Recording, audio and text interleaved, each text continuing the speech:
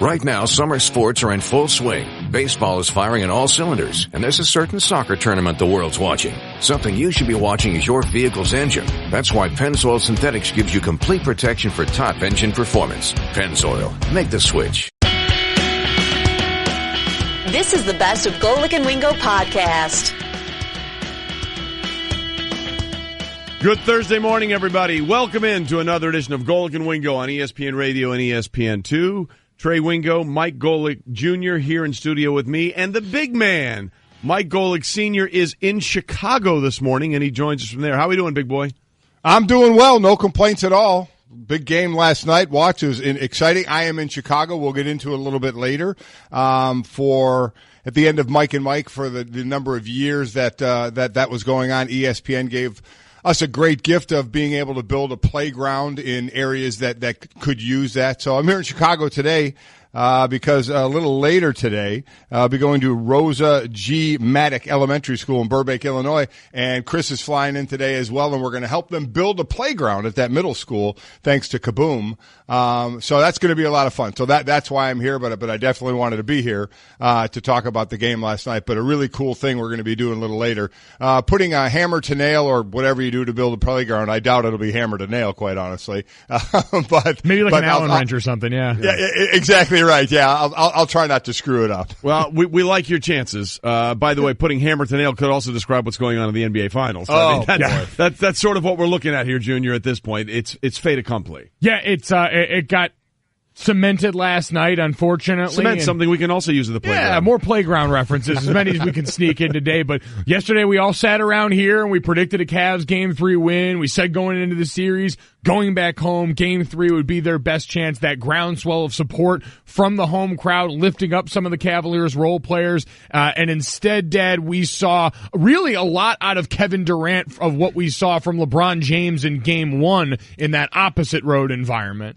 You know, and that's the issue with the Warriors is if somebody's off, somebody else makes it up. You know, the last game, you got Steph Curry making 9 threes, setting a record, and this time you got Kevin Durant going off, and we'll get into all of his numbers and what he did. I mean, he's the reason Golden State stayed in this game, as we're going to talk about. Cleveland really came out swinging and got themselves a nice lead, but it was KD all the way, and then at the end of the game, it was him providing the dagger, which was exactly what should have happened if they were going to win. It had to be Kevin Durant doing it. There's just too much talent, you know, on this team. This Cavalier team can only go so far. We saw the help they got early in this game from J.R. Smith, from Kevin Love. They were getting help from the other players.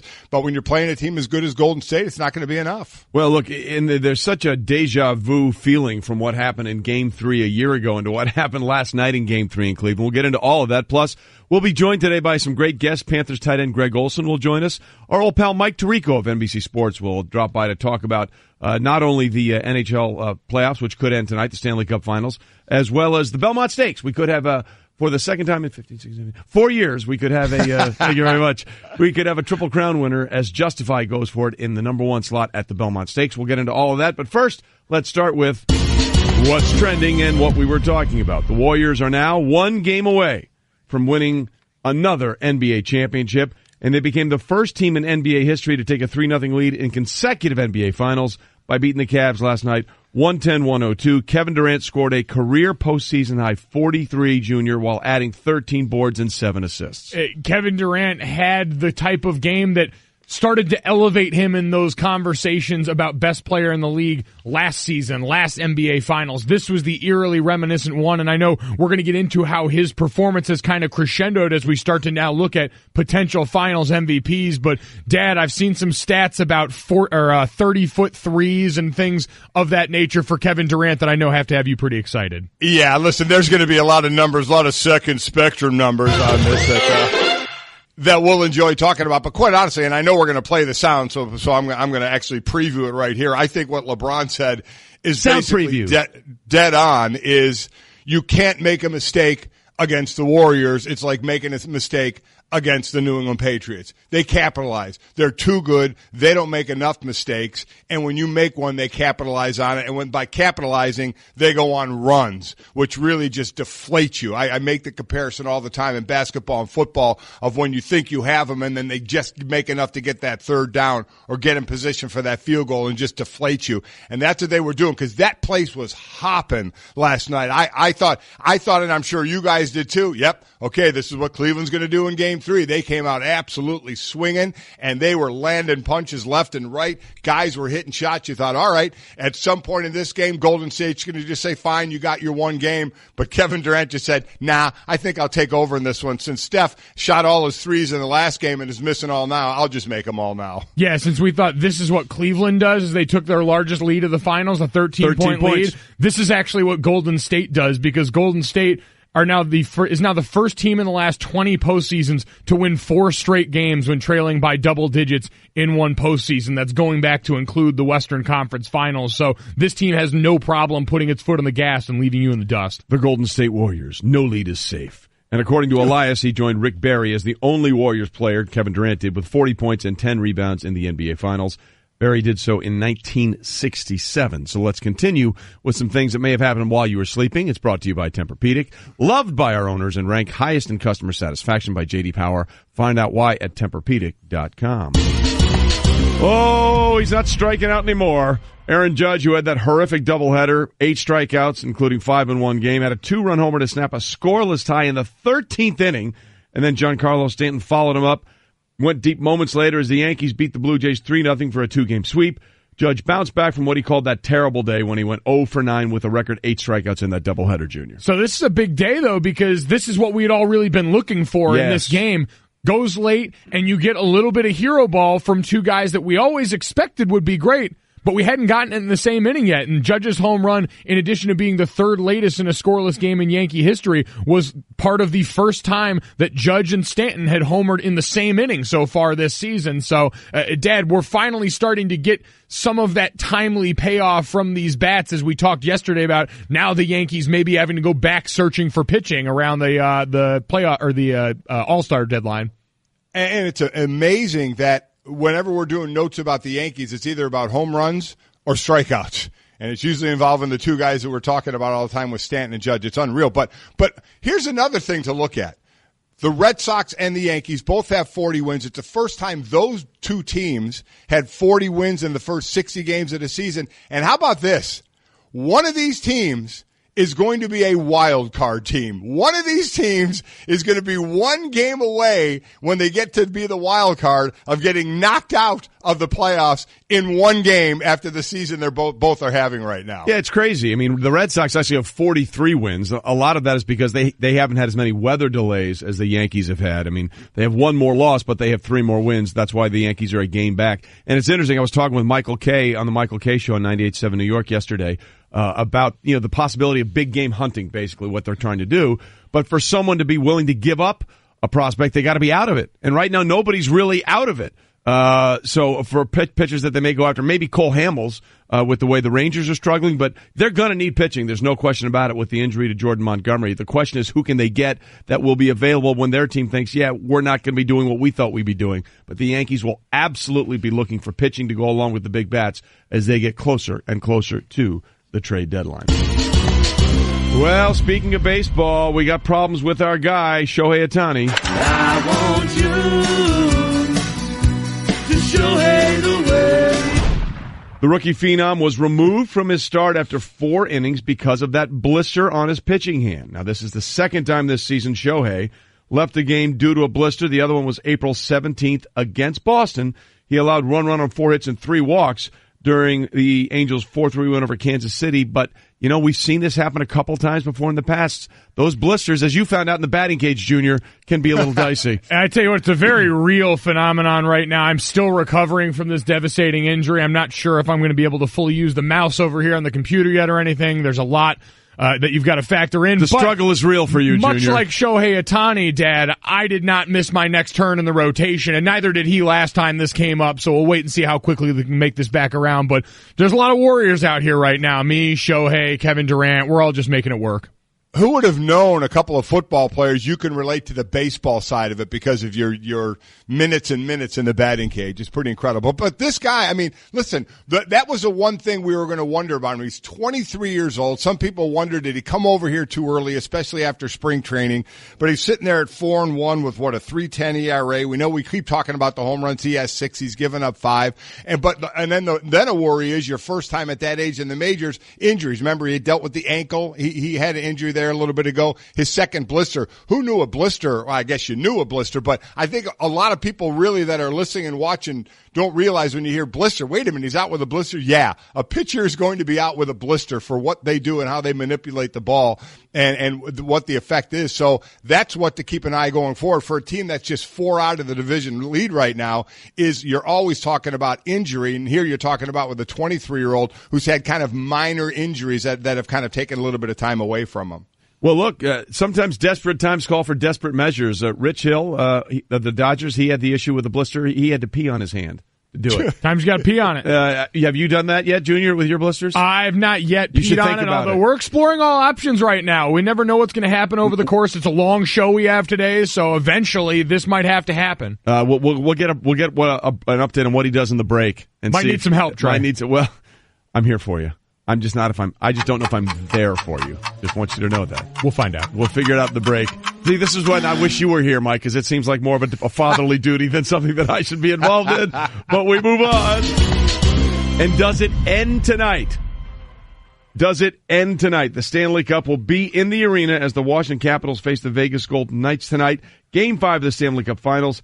Caps are 3-0 this postseason with chances to clinch in the series, all 3 of which were on the road. So all signs seem to indicate, Junior, that it might be over tonight, but this is the Capitals we're talking about. This is the Caps, and this is the Vegas Golden Knights. They've had that magic touch all year. It would be a really lackluster finish for them now to go out with the NHL gentleman sweep that we brought over to the ice. But even more so, we talk about the Caps and the city feeling cursed. There seems to be one group in the city that's already trying to turn the page on that. What are they doing? I don't know how you feel about this. This, to me, could be a defining moment, Dad. I know you are always the champion of there's no such thing as curses and any of this stuff, and the Capitals and really some of their retailers in the city could help us dispel that myth once and for all. You're right. I am not a believer in that, but let me tell you, they are testing my limits. We'll get into the paraphernalia that's already being advertised out there to be sold. But for the Golden Knights, here's the thing. I mean, they played so well, and it looks like, there's certainly a chance for them to come back. Not a great chance, but a chance to come back and win it.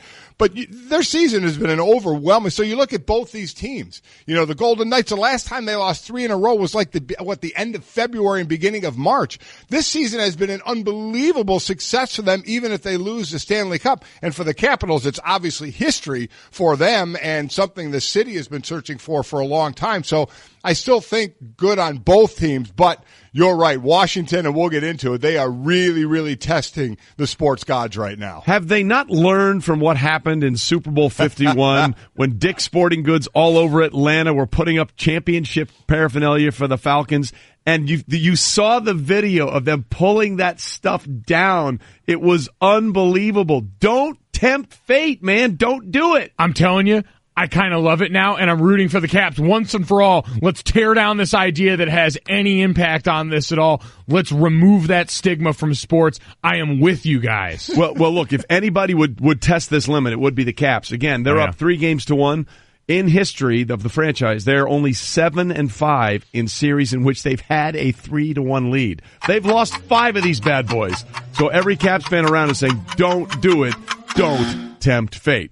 All right, we continue here on Golic and Wingo. By the way, we're going to set a record today for dad references. So just so people understand the technological issues sometimes that we have here. Mike is in Chicago and we're here in the studio, and to make sure that he understands when I'm talking to who, I always look to Junior and say Junior, and Junior will then look to Dad and say, and Dad, what is your take? So we'll have lots of Junior and Dad references today, perhaps more than any other time in the history of the show. Why you got to do that, man? I'm just pointing You're giving away the trade secrets right now. We're out here. We're supposed to be experts in the field, deftly gracefully handling this And we situation are. without ever letting anyone know that below the water, our feet, we're like a duck below the water. Our feet are just churning 1,000 miles an hour, man. We just want to let people know the limitations that we're dealing with. We're making sure we're putting it all out there so they understand what we're doing to make sure we give the best show for you. Golic and Wingo, presented by Progressive Insurance, with more than 30 unique coverage options available. Progressive knows small business. Learn more at progressivecommercial.com. Okay, I just can't get over how similar Game 3 last night of the NBA Finals was to Game 3 last year in the NBA Finals. I mean, Junior, it almost went identical. Okay, it's down 2-0, but it's home. We're going to rally. J.R. Smith scores, I think, the first 5 points of the game, including Kevin Love with a big three, and also early in that run to start it. Everything's going that way. They're up big in the first quarter, I think 11 or 12 points on more than one occasion, and then it was, 6 at the half? Then the third quarter happened. Then they get it back up to 13 sometime in the second half, and the Warriors are like, whatever, we're good. The third quarter Warriors finally showed up in the way that we've been used to seeing in this series last night.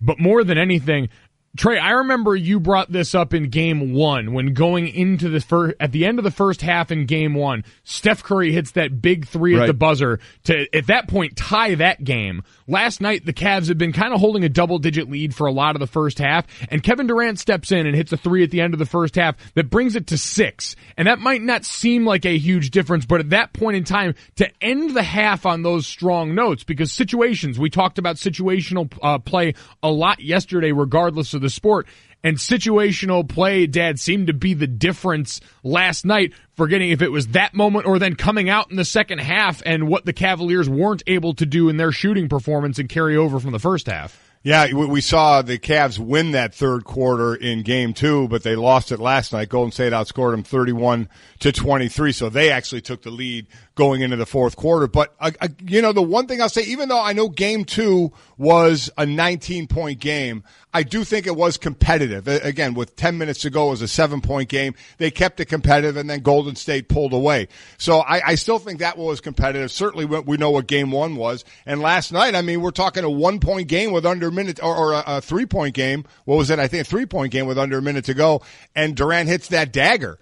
So these have been competitive games. So as much, it's interesting, I'm always talking out of both sides of my mouth, is, Golden State's just too good. If one guy's off, they have another guy that can pick it up, or another guy that can pick it up, or another guy that can pick it up. And for Cleveland, you kind of cross your fingers and hope that somebody's going to pick it up and help LeBron. Yet these games have been pretty competitive. It could turn out to be a sweep, but at least these weren't all these double-digit games we were seeing in all the conference finals for a while. These have been somewhat competitive games. We'll see if Cleveland can stave off the sweep on Friday and get the one win. But so I guess I am talking out of both sides of my mouth and saying that while it's going to be a sweep and Golden State's too good, Cleveland has made these games competitive. It'll be the most competitive sweep in NBA Finals history. Yeah. That's for whatever that's worth. Exactly. So congratulations. Book that. Here's a medium cup of coffee. But to your point, Mike, what you're talking about, Steph Curry didn't have it last night. He was 3 of 16, 1 of 10 from 3, but the three he hit was a pretty big one down the stretch.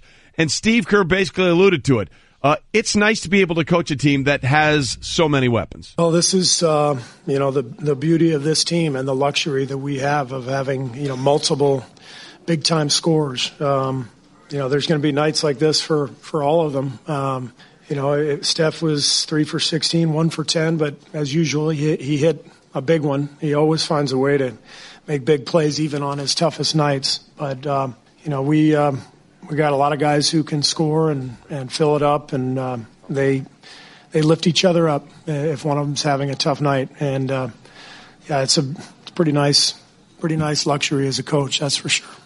Yeah, it's pretty nice, Steve, to have been able to do that. And the similarities, again, going back to Kevin Durant Game 3 a year ago when he had the big three again and had the big game. He had 31 points, 9 boards, 4 assists on 10 of 18 shooting in Game 3 a year ago. And then in Game 3 last night, well, he upped himself. He had 43 points, 15 of 23 shooting, 13 rebounds, and 7 assists. I think one thing we can say with great definitiveness, Game 3 of the finals, Kevin Durant is the best player in basketball. There's no question about it. And looks like the MVP of the finals now. That's the last real piece that we have to put in place in all this. And I thought it was going to be the Rodney Hood game last night, 15 points off the bench after the widely debated role of Rodney Hood in the game plan last night.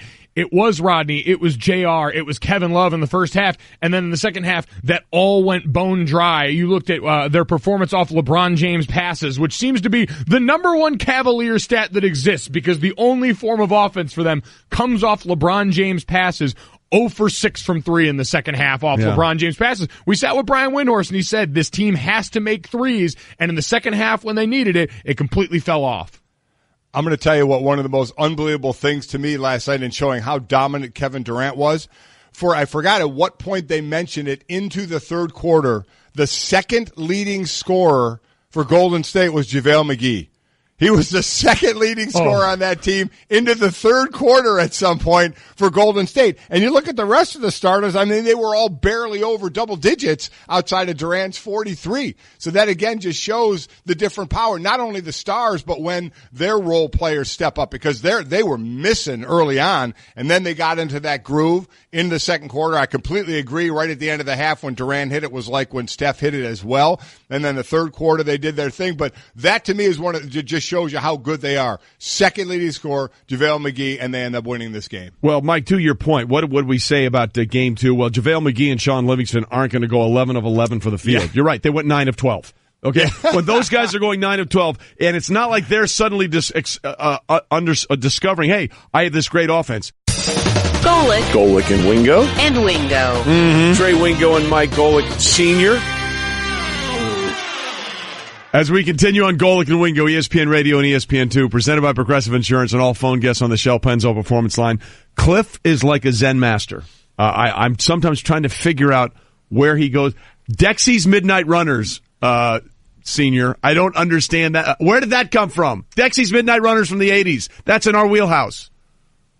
Cliff, I don't know. I'm with you. You try and figure out the crossover and the reasoning, and sometimes he just does it to play a song he may like, but I don't know if this is like, on his playlist, so I got to believe there's a reason. Cliff, is Dexy's Midnight Runners, Come On Eileen, to something you jam out to? Man, I listen to that every day right next to Lil Wayne and all them. That's like my favorite right there. That's right in the rotation right there. No, it's really easy for Cliff. The way our system works here at ESPN, again, to take people behind the curtain, when you go into the song library in there and you just start typing in old white guy, it just finishes with songs like that. Come On Eileen. Yeah, no, it makes perfect sense. It helps out. Well, it's considering it's a system that's designed to help us all. It does, and it also helps because you look like the oldest white guy of all three of us. Well, yeah, exactly. Just so you know. It's perfectly calibrated for the show. They do a great job here at ESPN. It works, it's remarkable. It works for everybody, and Cliff continues to be the Zen master messing with our minds. Okay, it is time for Straight Talk, brought to you by Straight Talk Wireless. Best phones, best networks, no contracts.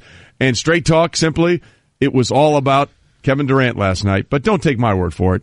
Take Stephen A's. Yeah. I saw a superstar. I saw somebody that showed up and played like the superstar we know him to be. He's a career 27-point per game scorer. He can score 30 in his sleep. He dropped 43 and 13 tonight and put on an absolute show. He got absolutely no help whatsoever tonight from Steph Curry, who was absolutely awful offensively, shooting 1 of 10 from three-point range. But every time you needed something, KD gave it to you. Every time you wanted something, KD gave it to you. And even when you weren't in the mood to get it, he gave it to you anyway. And he gave it to Cleveland all night long, did what he wanted when he wanted, completely demoralized them, was hitting shots from all over the place. He was an absolute superstar tonight.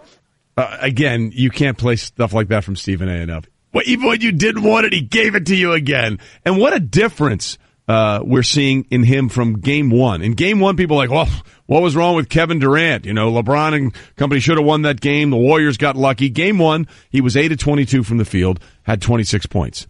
In the games since, he's averaging 34.5 points on 25 of 37 shooting. The Slim Reaper has showed up big over the last few games. By the way, it's worth noting at this point in time that we can't forgive Kevin Durant, because while we all wanted to anoint him with one of the better nicknames in sports, he wanted to be called the servant and thus deserves every bit of criticism that we want to lob his way at that point. Soft nickname. I guess this is the numbers portion of the show because he's played in 13 or 14 finals games, and he's over 25 points in all of those games. And when did we start? Again, here we go with Second Spectrum, Trey, so you can go ahead and hit that. Do it. When did we start measuring 30-footers? We're measuring 30-footers now. We hit 4 it's not just threes. Now it's, okay, how far behind the line are you in the threes? So he hits 4 30-footers, more than any team has done in the postseason in the last 20 seasons, and only one other person has hit multiple 30-footers in a game, and that was his teammate Steph, who did it in Game 1. So while those are incredible numbers, I guess I go back to the original question, when the hell do we start measuring 30-footers? Is 32-footers next? Are people going to keep going back further to try and get them measured as well? Yes, we started measuring when we had a company called Second Spectrum. That's exactly when we started it. So it really was just lather, rinse, repeat from Game 3 a year ago. The Cavs late last night in the fourth quarter, Durant with that big three-pointer from plus 30-plus feet on the left wing, almost the exact same spot he did a year ago. And for LeBron James, he was like, dude, I've seen this act before. The one he made tonight was about 4 or 5 feet behind the one he made last year. Last year, we're up 2. He pulled up pretty much right at the three-point line. I got a great contest, but he made it. Tonight, they're up 3.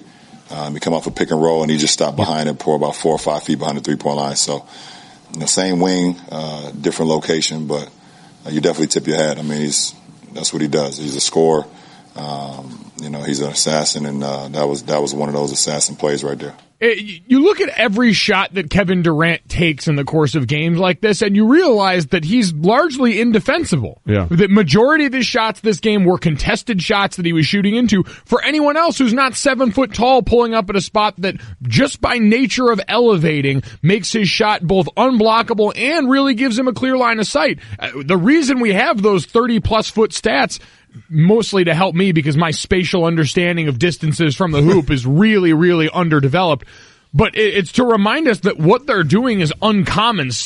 Kevin Durant being able to pull up there with that much ease, Steph Curry being able to toss these shots from so far beyond the arc is uncommon, and yet they make it seem commonplace. And it's terrifying. I don't know what we're supposed to do with this anymore.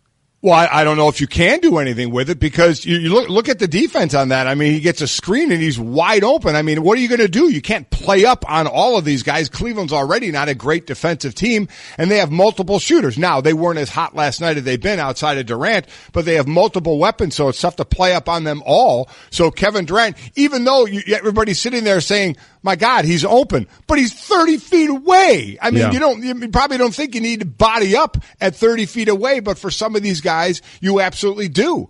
And it's interesting because in Durant, remember early in this series, it was like, hey, where's Kevin Durant? Kevin Durant's got to start playing better. It was like, hey, is Steph Curry going to get his first, finals MVP? Is he finally going to get one? And then everybody starts talking about, well, if they lose, LeBron is playing so well, he's going to get the MVP. Well, if they sweep and Durant has another big game, I think it could be Durant's because Game 3, this was the big one last night. If Cleveland could have made that thing 2-1 going into Friday, another game in Cleveland could have made it interesting, and Kevin Durant was the one who slammed the door on that. So if he has another big game in Game 4 and they sweep, the MVP could be going to him again. Well, it feels like it's going that way. Look, again, 25 of 37 in the last 2 games. And if you want to talk about notable players to be named postseason MVP in a losing effort, well, that would be Jerry West, 1969 NBA Finals. He averaged almost 38 points, lost in 7 games.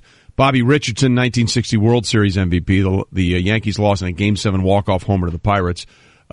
Chuck Howley, Super Bowl 5, the only loser in a Super Bowl to be the MVP. That's what we're looking at if LeBron James somehow is named the MVP. But I think you're right. It certainly looks like Kevin Durant is making the case for, guys, talk whatever you want, but if I play this, if I play like this, I'm getting the MVP award again. If you look at Brian Windhorst did a great article talking about the changing of the guard in the LeBron James-Kevin Durant rivalry.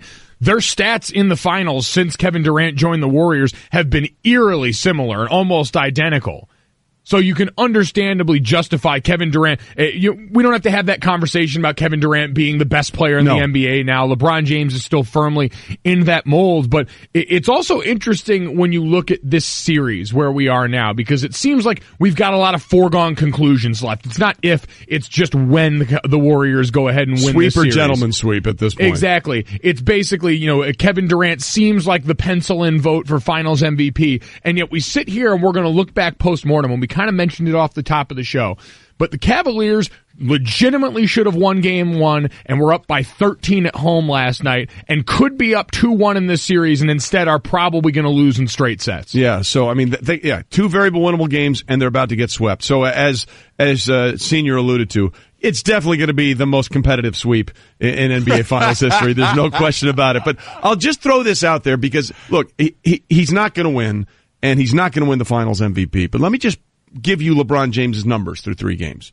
37.7 points per game, 9 rebounds, almost 11 assists, 53% shooting from the field, 35% from deep. What if I told you that before the finals began, those would be his numbers through the first 3 games? Would you say, oh yeah, they'd definitely be down 3 games to none? Would you have said that? Probably, because he averaged a triple-double last year, and they were still down 3 games to none. It's unbelievable. Mike, he just gets lost in what's going on when you don't realize how well he's playing. Well, and this is where we're going to go, guys. Obviously, we're going to keep talking about this game some, but you know where this page is getting turned to now. What happens next? While we can sit here and say it may be a very competitive sweep, and Golden State did get taken to 7 games by Houston, and then Chris Paul was injured in that, but you still, obviously, they're the favorite, at least while that team is together for another couple of years. You know where this page is going. Yep. What's going to happen with LeBron? All the reports are starting to come in more and more on what's going to happen with LeBron. So that's where we're going next, is where is LeBron going to go? Will he stay in Cleveland? And we're starting to get more numbers in on where he could fit on teams, what would happen if he stayed in Cleveland, and that's going to become the conversation. Yeah, that's Straight Talk, brought to you by Straight Talk Wireless, nationwide coverage on America's largest and most dependable 4G LTE networks. I think Brian Windhorst said it best when we were in Cleveland the other day. LeBron has normalized greatness. Triple-double, yeah, but he wasn't really at his best. Man, get out of here. Golic. I tell you what, a great sports night last night, no doubt about it. And Wingo. What a day, what a show, what a time. 1, 2, 3, 4. Next. You're holding up the line, ma'am. What did you say? You're next in line for the water slide, ma'am. Feet forward and enjoy the ride. Okay, dearie. This does look fun. Whee-oh! You melted me. I've melted. The Wicked Witch of the West on a water slide? Surprising. What's not surprising? How much you could save by switching to Geico. See what you've done. Oh! Geico. 15 minutes could save you 15% or more. Last Sunday, I was in Detroit. On my way coming back from the Detroit Grand Prix to get back to do the show on Monday. And as we all know, having flown through Detroit, the Delta Terminal in the Detroit airport is one of the 8 wonders of the world. It is absolutely fantastic. So I put out there on Twitter, hey, I always love being in the Detroit airport, the Delta Terminal. It's absolutely fabulous. And about a minute after I put up that tweet, I got a text from someone that says, where are you? I'm in the airport as well. And it turned out to be our old pal, Mike Tirico. So we sat down, had a bite to eat, had a great conversation, and that's a nice way of saying we're delighted to be joined on the Shell Pennzoil Performance Line right now by Mike Tirico of NBC Sports, who will host Saturday's Belmont Stakes at 4 p.m. Eastern on NBC as Justify goes for the Triple Crown. But, of course, Mike also worked the 2 of the first 4 Stanley Cup final games in Game 5 tonight, 8 o'clock Eastern on ABC. And for many years, he called NBA games and NBA final games right here on ESPN Radio. Mike, good morning. How are you this morning? Going to no extent to book a guest for the show. Trey, traveling, his day off, just the kind of guy you are. It's very impressive. It's good to be with all of you, including Mike Golic, Senior. Can I just call you Senior, Mike? Yes, you can absolutely call me Senior. You've called me, when we work together, you've called me worse, but we'll leave that for another time. No worries. That's the off-air conversations that we're having. Great to be with you guys. It is really great to have you, Mike. And again, it was great to see you Sunday, but so much to get into. And let's start with the NBA Finals, because again, you were the voice of the NBA Finals for ESPN Radio for all those years and did a great job calling the games for us. It just seems like there's nothing that the Cavs can do to avoid the inevitable at this point. And the depth that Golden State can roll out is ridiculous. On a night when Steph Curry goes 1 of 10 from 3, they still walk away with a big win on the road. You're exactly right, Trey. And you played in the Sports Center coming in, Mark Kestisher's call, which was just an awesome call because Mark pointed out the Durant big shot from almost the same spot right as he was dribbling into that shot, calling the game with my great pal Hubie Brown. And Mark was dead on, and Durant was dead on. He was great last night. Steph Curry was great the night before. And just in those two games, you see the difference.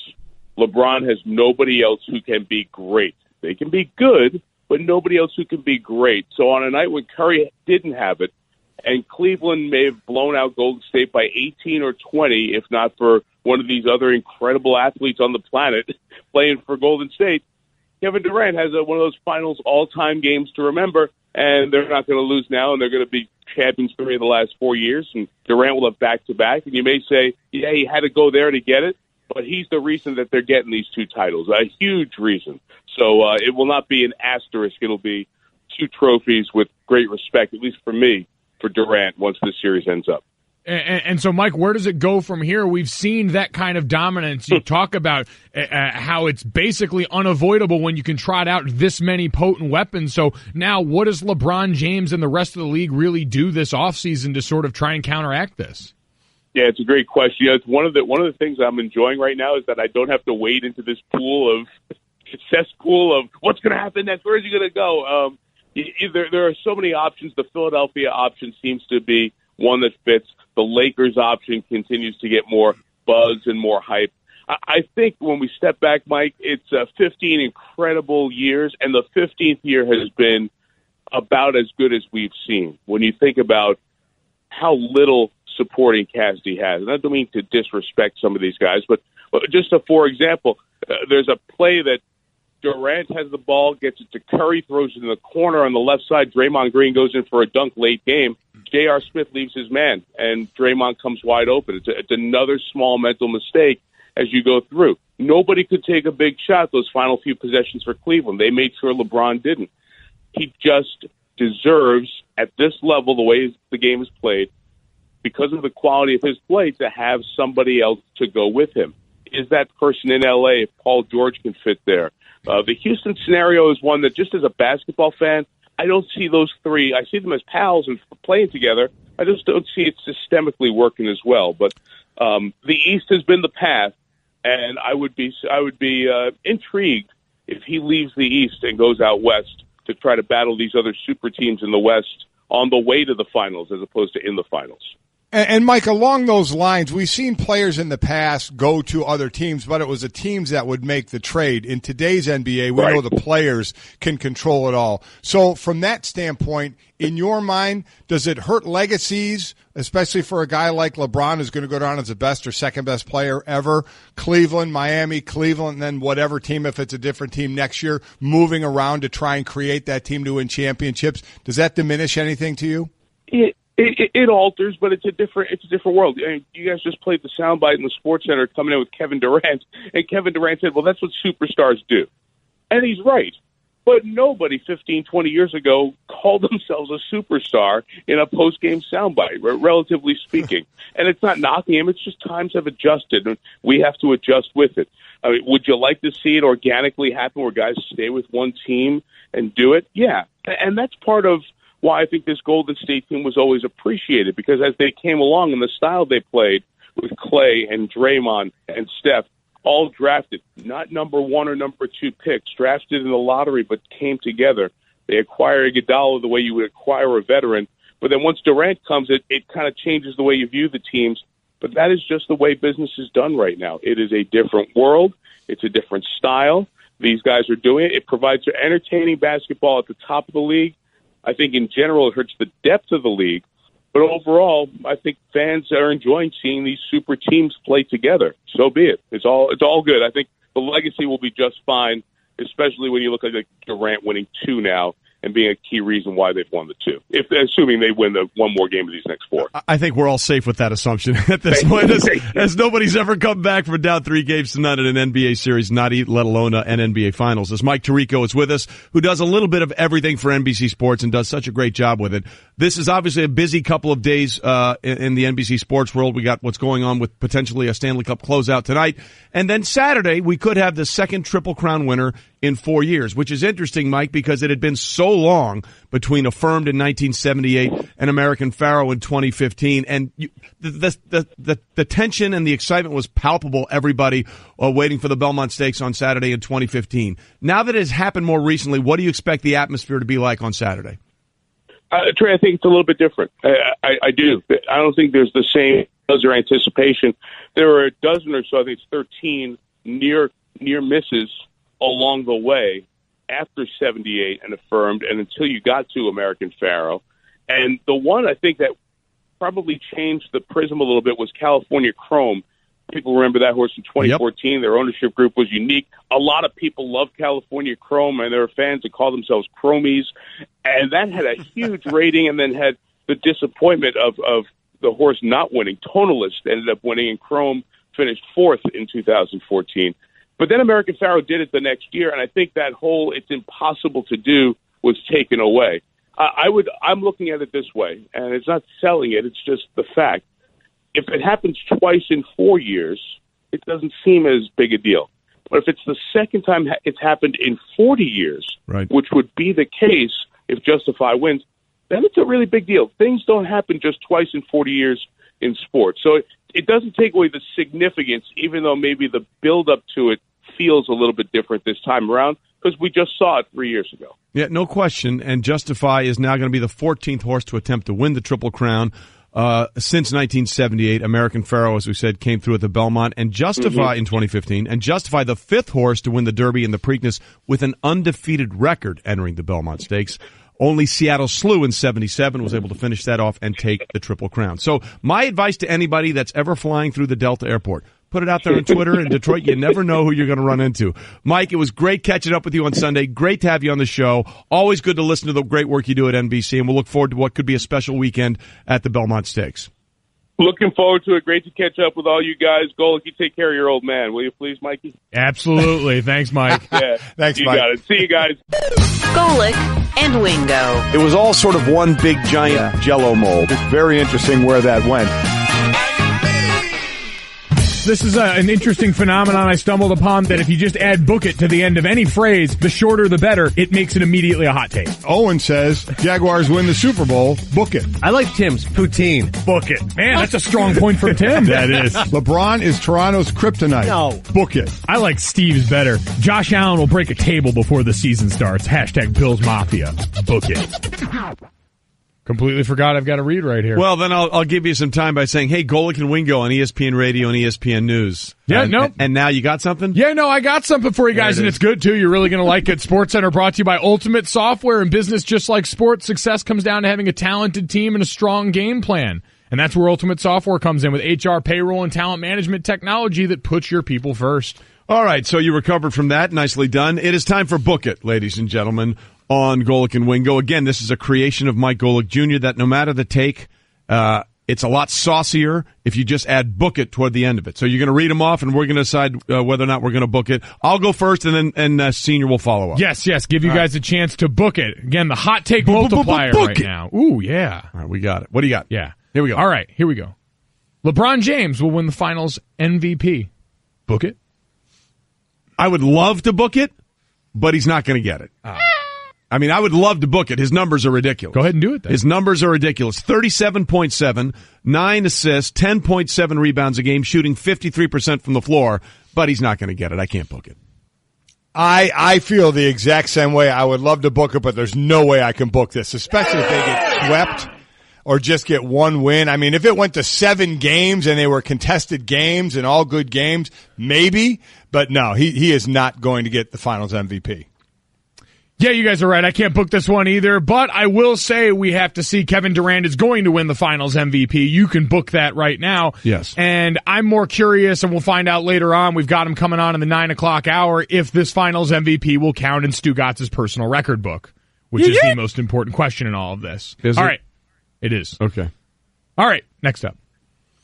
Kevin Durant will only get the validation he craves if he leaves Golden State and wins a title elsewhere.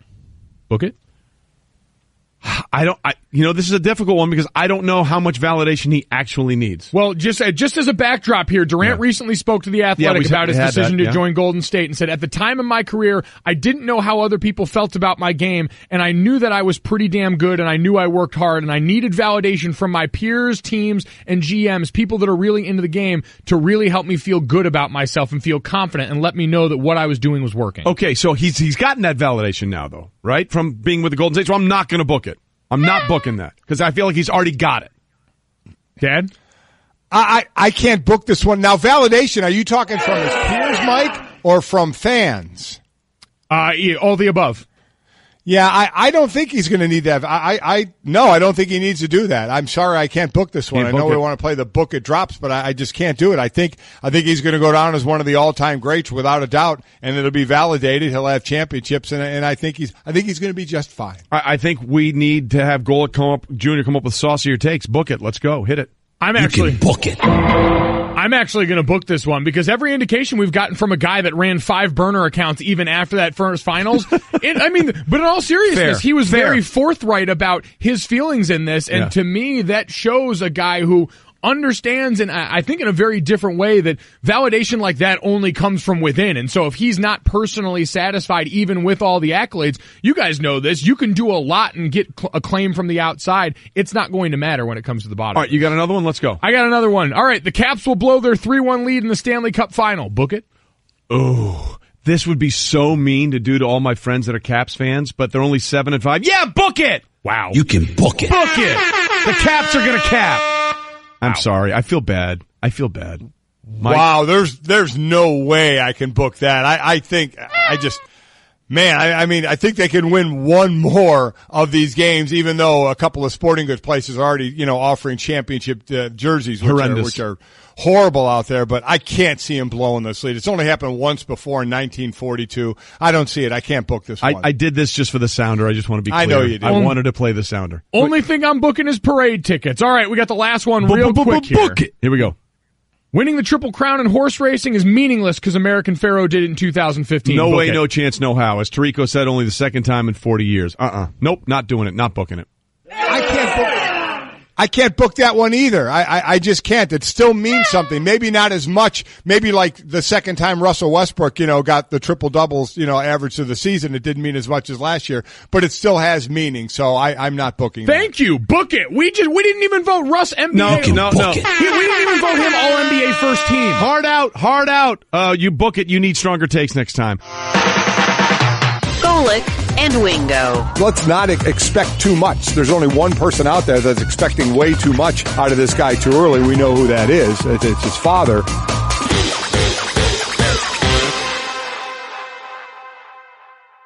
Well, glad you're with us on a headbanging Thursday. Golic and Wingo, ESPN Radio and ESPN News, presented by Progressive Insurance. All phone guests join us on the Shell Pennzoil Performance Line. Mike Golic Jr., Trey Wingo here in our Bristol studios, in our confines, in our comfy home space. And Mike Golic Sr. is out on the road in Chicago, but for a very, very good reason, my friend. Yeah, at the end of Mike and Mike, for 18 years, one of ESPN's gift to us. Wait a minute, you were on a show before this one? Somebody said that. I did not know that. Now, next you're going to tell me that you went to Notre Dame. Yes, I did. Okay. So did the guy sitting next to you. Get out of here. So they gave us a gift of a playground to be put in a certain area that was agreed upon, and they used the company Kaboom, which is a national nonprofit that brings balance, active play to the daily lives of all kids. A lot in poverty areas in America, but to help kids, give them a place to play. So we looked at a lot of different places in Chicago. And everybody settled on the Rosa G. Maddock Elementary School in Burbank, Illinois.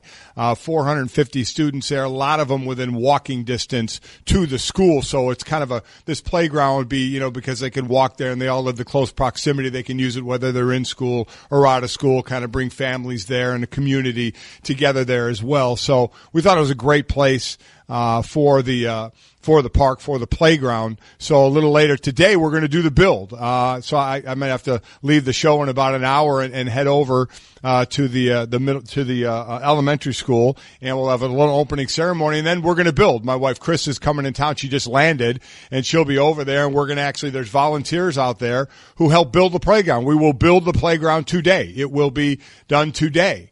So that would be very cool. And then the kids will have a place to play during school, after school, as we said, walking distance. Parents can be there, communities kind of meeting there, and it'd be a really, really cool thing. It's a cool thing that ESPN gave to us as a parting gift, and a cool thing with the help of Kaboom that we're able to do at this elementary school to help out a lot of kids and families. So it'll be a lot of fun. So we're gonna get the wife and I are gonna get our hands dirty in a little while. Well, good for you, man, and that's tremendous, and we're excited about that, and honestly, an honor well deserved. So good for you, and we'll miss you on that last final hour. Just want you to know that. I'm sure you will. Yeah. It's gonna be lonely in here, man. It's gonna be lonely. We'll figure out a way to get it done, but that's a very important thing that you and Chris will be doing, and congratulations to you on that honor well deserved. This hour of Golic and Wingo brought to you by La Quinta Inns and Suites.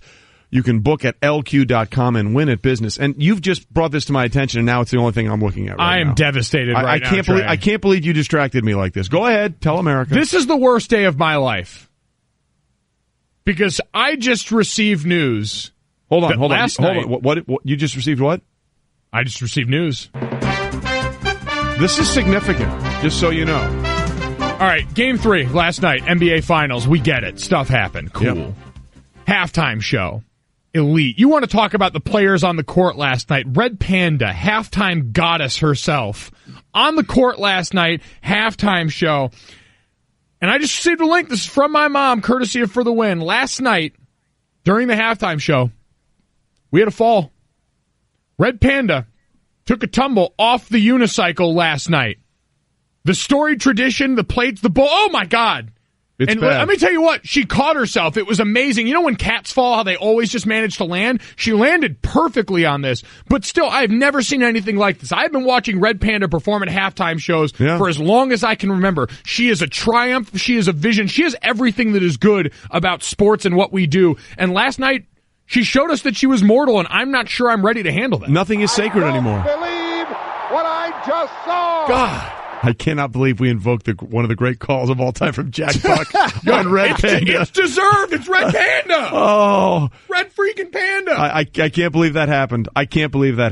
But, hopefully for Red Panda, another great Jack Buck call. We'll see you tomorrow night and see if we can get that going. All right, so we're all trying to deal with the devastation of Red Panda's fall, coinciding with the fall of the Cleveland Cavaliers. But we're going to seamlessly move on to what's trending.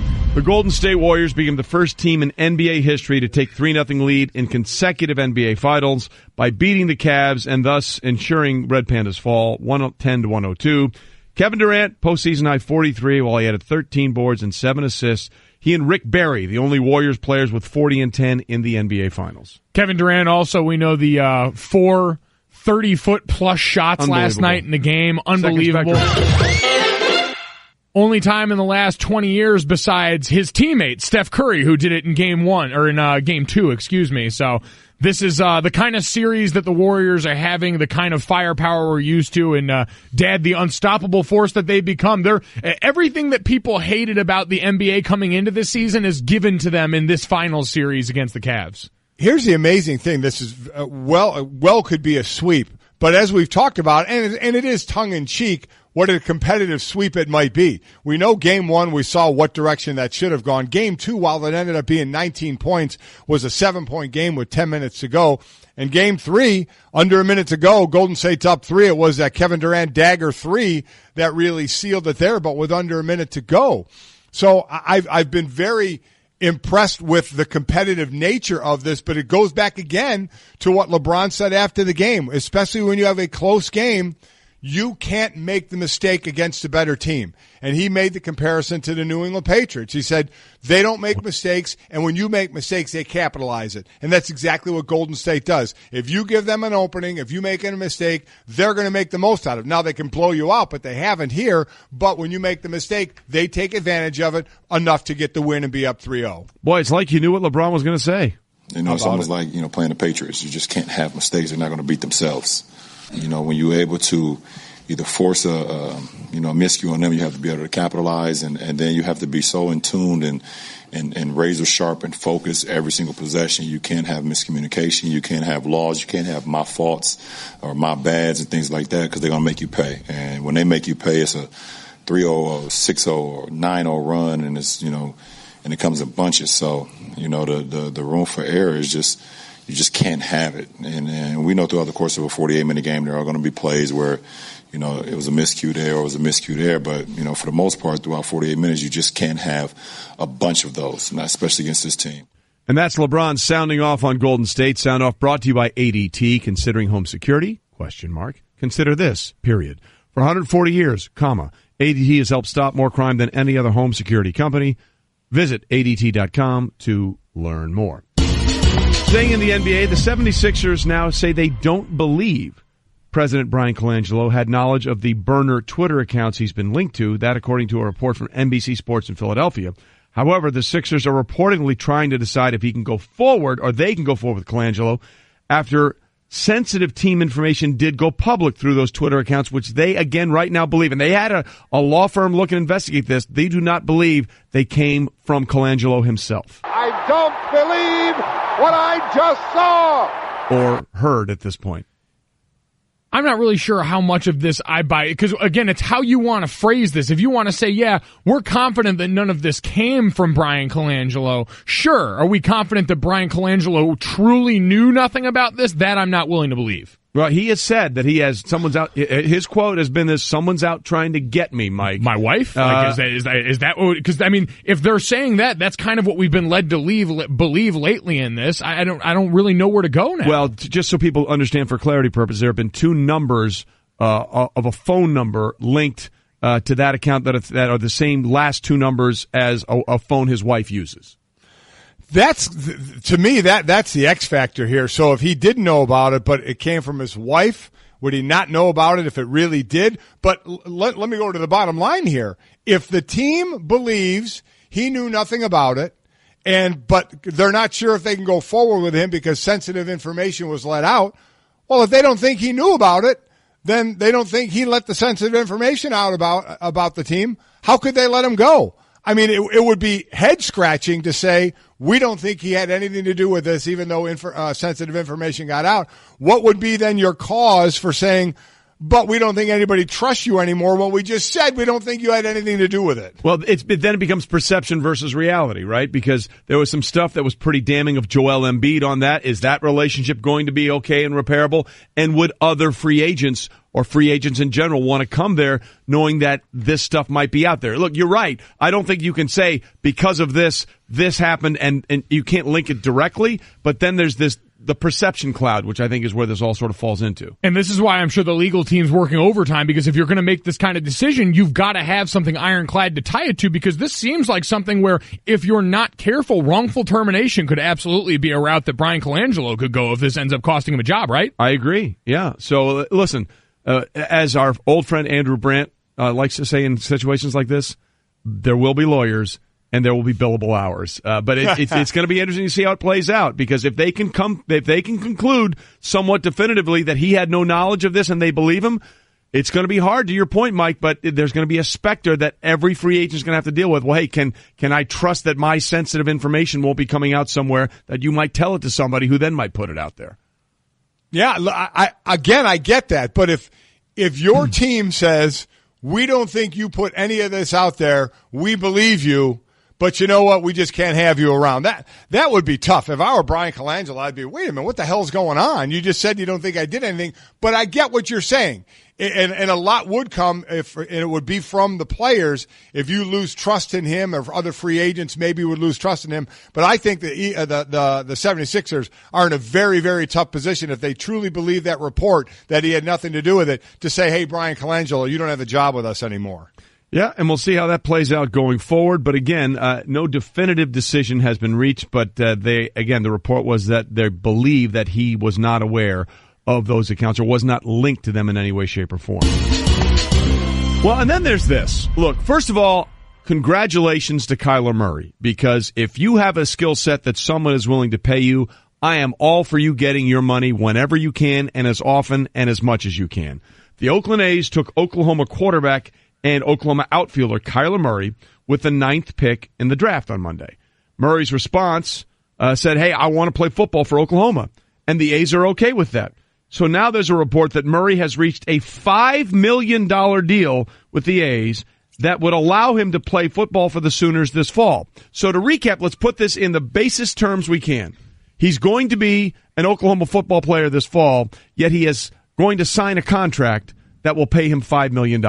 And the NCAA is okay with all of this. I don't believe what I just saw. Or read. Yeah. It is. And the biggest question I have coming off this is, does he get the money now? I don't know the answer to that, but that matters to you, right? Whether he has the money or doesn't have the money and he's eligible to play. It should matter to him. I mean, $5 million in Norman, Oklahoma, that should basically buy you the town. I get that, but my point is, is that a line that you're willing to parse? Well, he doesn't get the money now, so he's still an amateur athlete, yada, yada, yada. Well, I think it matters because when he would get this money, I mean, when it comes to the spring, he's going to go pro and become a professional baseball player, and if he gets the money then that makes sense. If he gets the money at the beginning of the fall and has it while he's a college football player, that's all of a sudden where you can look at this and go, oh my God, that's insane, because he could legitimately roll up to the facility in a Lamborghini and no one would be able to say anything. Well, a lot of players do that anyway.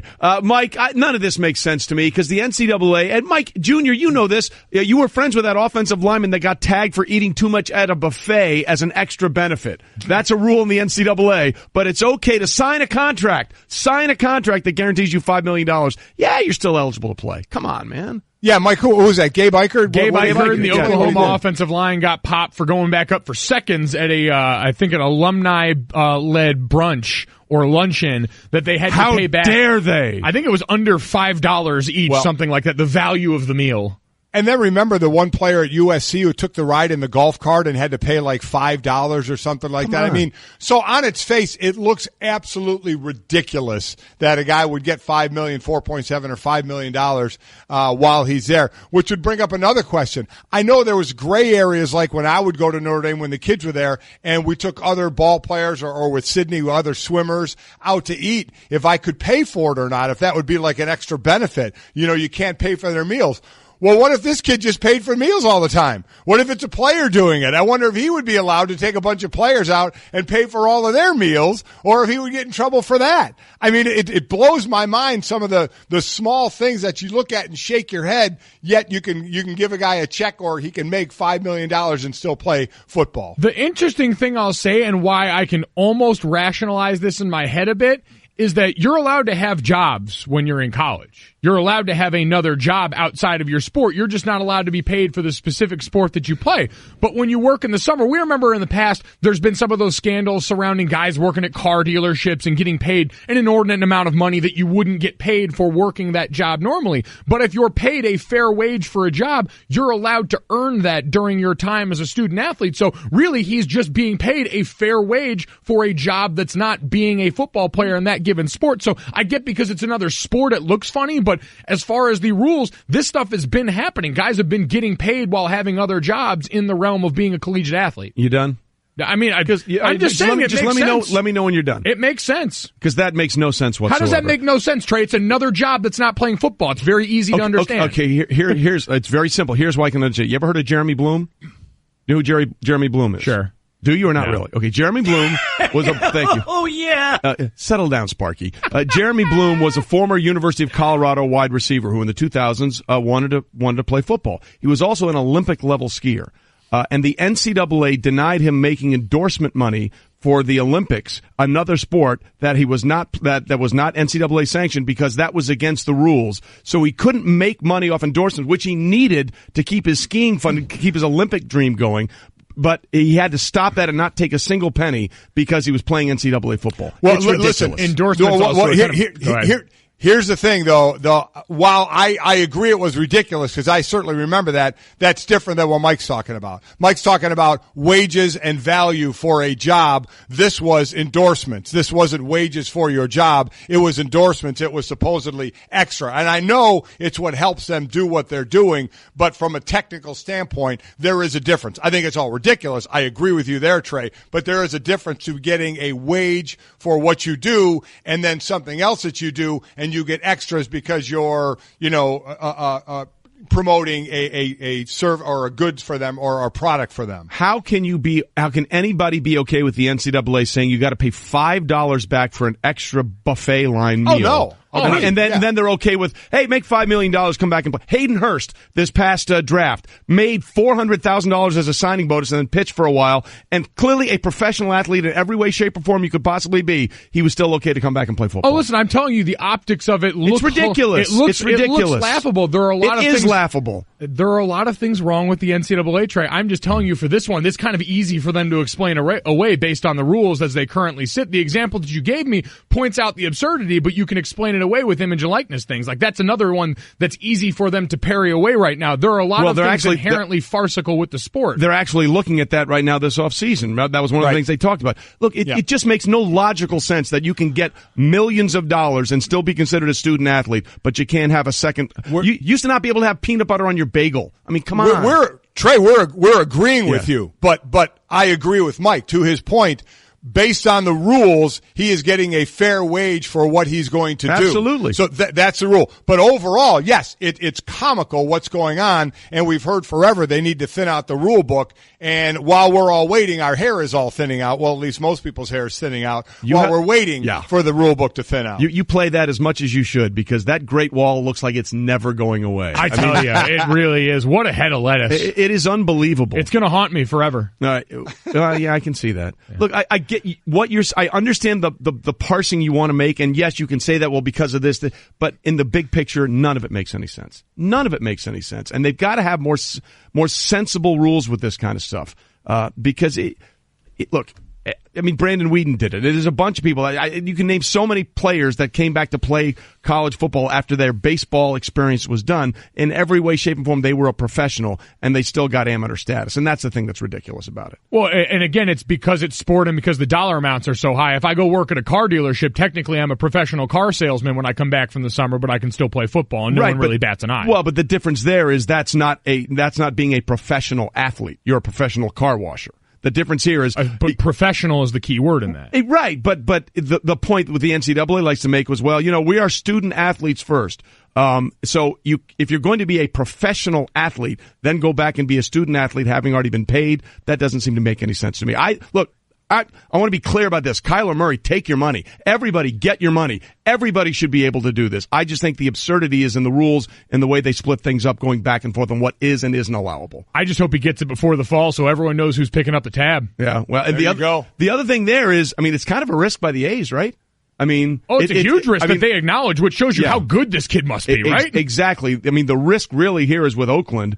There's no risk for Kyler Murray. I mean, worst case scenario, he walks away with $5 million. If that's your worst case scenario, you, my friend, are having a very, very good day. Golic and Wingo, presented by 1-800-Flowers.com. Surprise a friend or loved one today with a bouquet from 1-800-Flowers.com. When you order a dozen multicolored roses for only $29.99, you'll get another dozen absolutely free. Go to 1-800-Flowers.com/ESPN. All right, coming up, has this been the most competitive 3-0 start to an NBA Finals? Are we really going down that road? It's the most competitive sweep ever. We'll go on a booze cruise and ask him about it. Golic makes me want to vomit and then punch you square in the face. And Wingo. Oh, he's saucy today.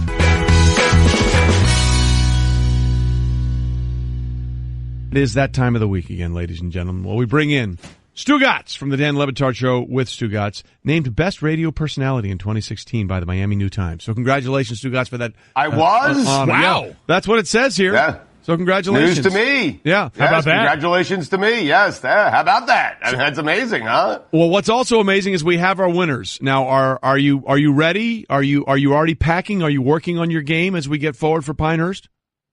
I know you've been working on your game, Trey, because I haven't seen you around that much lately. So that means you've been out there golfing, right? Actually, I was moving my kids out to Los Angeles, but that's a separate issue entirely. Okay, well now, thanks for making me feel bad. Okay, but you weren't working on your game at all? You didn't get out to, like, Riviera or anything when you were out there? What's going on? Didn't seem like that was the ideal parenting moment. Yeah, you guys unpack. I'm going to go play 18, and then I'm going to hit Bel Air. I'll see you a little bit later. No, didn't go that way. Let him figure it out, Trey. Let him unpack, and you go cut the cord. Just cut the cord. You go play some golf. Exactly. So listen, yes, I am ready. I am working on my games. I got my I got my clubs fitted recently. I got them shortened a little bit, and it's been life-changing for me. It really has. I'm actually I'm playing better golf since I've done that. Trey, have you done that? Because everyone tells me if you get the clubs fitted, you play with them like an inch shorter than they're supposed to be, it'll really improve your game. You got to get the right shafts. People have been telling me that for years, how important it is, and I finally went and did it, and I got to tell you, it's really important. But yes, I am ready. I'm playing 18 holes a day, getting ready to take you down, Trey. Yeah, I agree with you. Look, I actually went the other way because I have really long arms, and they don't want me to scoop down for the ball. So I actually had my shafts lengthened, so my clubs are a little longer, and it makes it easier for me to swing through the ball. But custom fitting, man, it's a game changer. It is a game changer in your ability to strike the ball squarely. Yes, it really is. Go, Joe. How much are we boring you right now? Oh, he's asleep. This is riveting stuff, guys. By the way, Trey, you missed the mark. When it's talking about excuses for missing work, there are two acceptable ones: lacrosse tournaments, bar mitzvahs, or some combination of the two. So make sure you've got that under wraps for the future here. Stugotz, I want to address you right now, though, as someone who once did a 28-hour marathon with you. I know what it looks like when you're a little rough, and you look like you showered in the sink this morning. You had 8 hours of content yesterday for the NBA Finals. How did that go, man? How are we feeling right now? It's a struggle, Mike. Dan right across the hallway is doing the local hour of our show right now with Mike and the shipping container and all the guys. It's a struggle. Listen, we were out. We had fun last night on the ESPN app and watch ESPN. Had a lot of fun with the NBA Finals, but it was a late night. I feel like I've been on the radio or TV for the last 24 hours consecutive. So, Mike, you know how this goes, man. Like, I'm struggling this morning.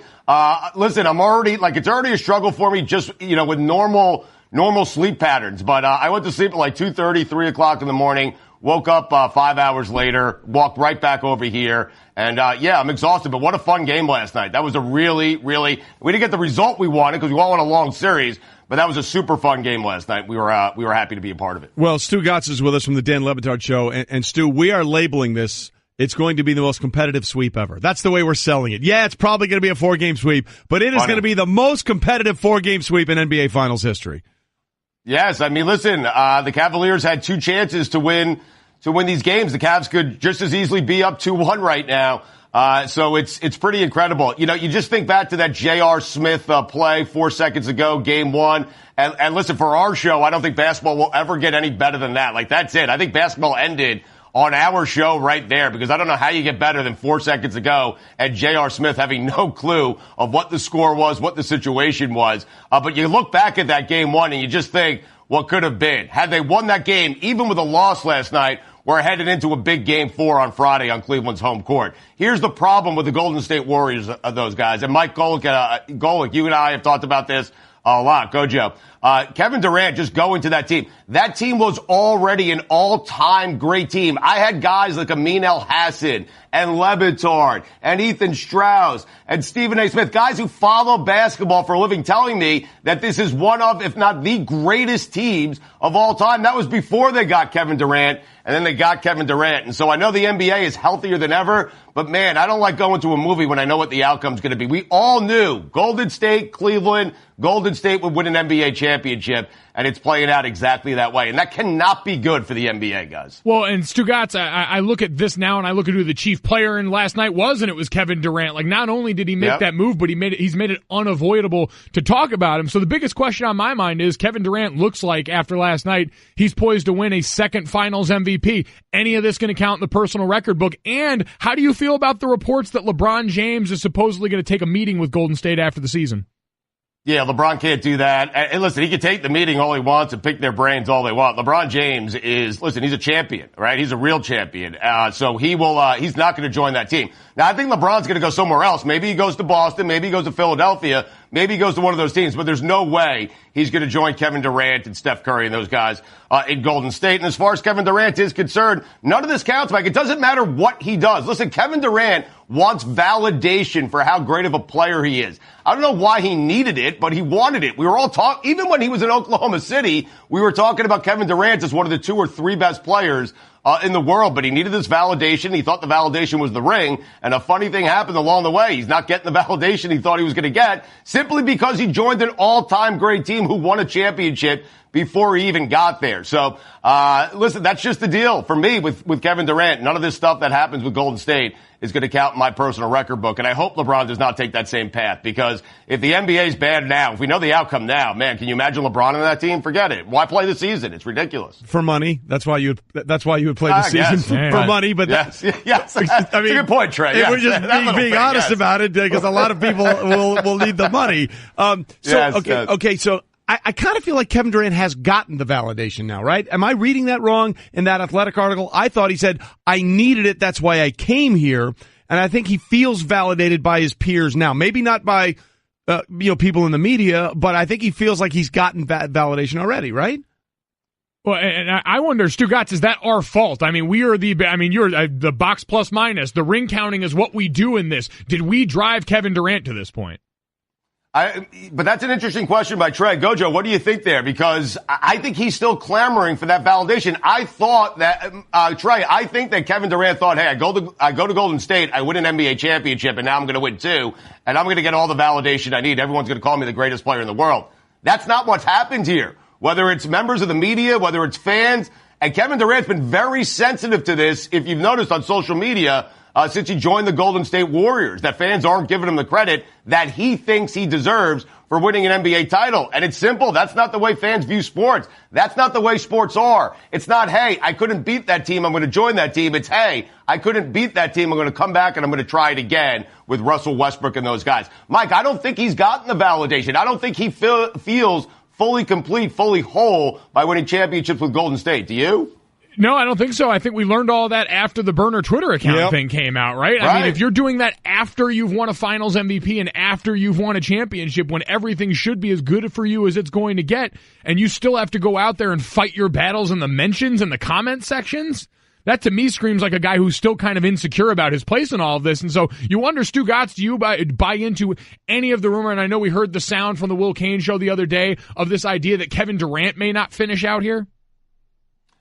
Listen, it wouldn't surprise me. What else does Kevin Durant have to prove on that team, right? So he's about to win back-to-back finals MVP in all likelihood. He's about to become a two-time NBA champion, repeat as an NBA champion. What else is there for him to prove on this particular team? I think what Kevin Durant really needs to do, guys, is go to a team that's right on the verge, and he's the guy that kind of takes them over the top. Whether that's Boston, whether that's Philadelphia, whether it's going back to Oklahoma City, I think Kevin Durant, or whether it's going to the Houston Rockets, I think Kevin Durant really needs to do something like that if he wants to get the Listen, I don't care about his validation, okay? I know he's a great player. I don't count these championships. I know Kevin Durant's great. That's why I'm frustrated, because he's so great and went to an already great team. I think Kevin Durant needs to go to one of those teams that's on the verge and take them to an NBA title. Oh, hold on a minute. You can't put him in Houston and think that's going to be any different than what he did going to Golden State when he joins Chris Paul, James Harden, Clint Capella. Now you put Kevin Durant on that team? He'd be the champion. But the team is already... Golden State... No. Come on. You guys seem to forget how good Trey, you seem to forget how good Golden State was with just Steph Curry, Klay Thompson, and Draymond Green. I know exactly how they will, but I mean, if he went to Houston, if he goes to Houston, he's going to get the same rap as when he went to Golden State. I don't think so at all. So I'm actually with Stugotz on this one, because he goes to Houston, and he's the one guy who's won a championship there. Those other guys have efforted and failed to get to that point. He would be the one that lifted them over the hump. He'd be the hero. Yeah, Trey, listen, I understand what you're saying, because of all the teams I named, that's the one where maybe he doesn't get the total validation that he wants, because they're already good and they were a home game away, from beating. Yeah, but here's the deal, Trey, they didn't win.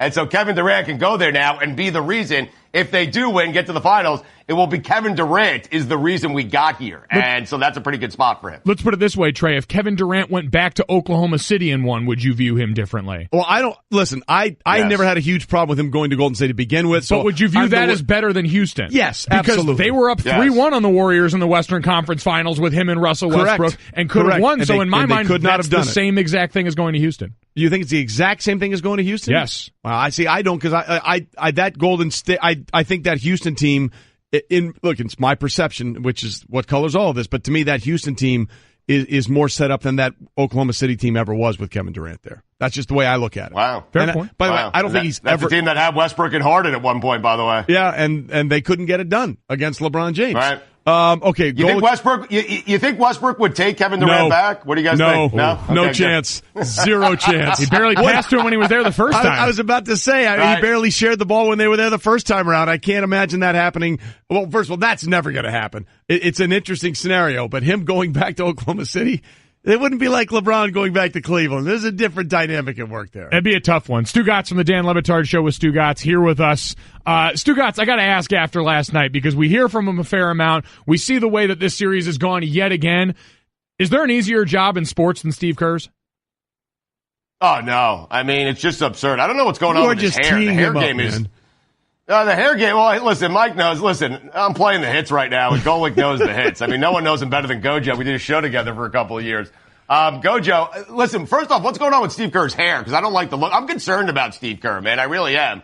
I don't like the hair. Like, he's not using the gel. He's a very good-looking man. And I don't like what he's doing. I don't like the hairstyle these days. But, yeah, it's the easiest job in America. Like, the fact that we assign all these attributes to Steve Kerr, basketball genius, and this and that, he's a champion, he knows how to win. Steve Kerr played with David Robinson. Steve Kerr played with Michael Jordan. Steve Kerr, his first coaching job is coaching an all-time great team. Like, yes, it's the easiest job in sports. Listen, I don't begrudge him. I'm jealous.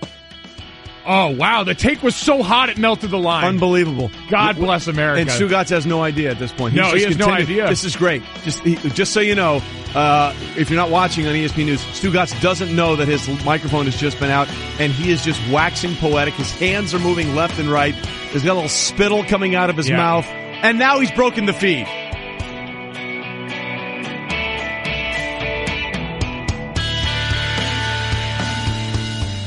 This has been the Best of Golic and Wingo podcast. You can listen or subscribe on the ESPN app, Apple Podcasts, or just ask your smart speaker to play Golic and Wingo. Plus, you can check the guys out live weekday mornings from 6 to 10 Eastern on ESPN Radio and on ESPN News.